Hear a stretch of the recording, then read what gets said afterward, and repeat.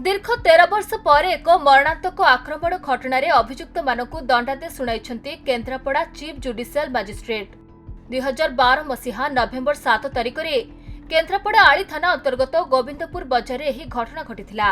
सर्वेश्वर जेना नामक जड़े व्यक्ति गोविंदपुर बजार निज काठ सामग्री दुकान में बसिथिबा बेले हठात किछि लोक तांको विभिन्न मारणास्त्र धरी आक्रमण करथिले।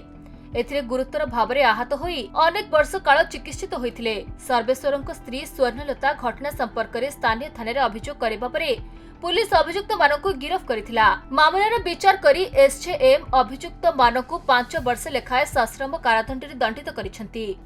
आली गोविंदपुर बाजार रे स्वर्णलता जेना स्वामी सर्वेश्वर जेना ये केस रे स्वर्णलता जेना लिखित अभियोग करथिले।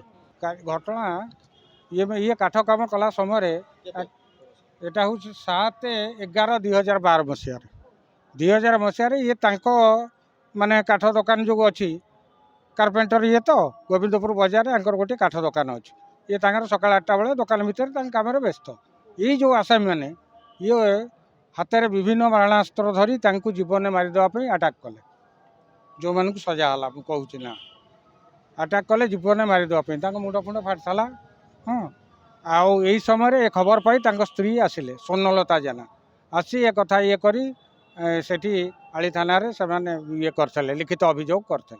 साक्षी मानक बयान को भित्ति करी आज उक्त मकदमार राय प्रकाश कले आउ आज सेमाने जेल हाजतु गले।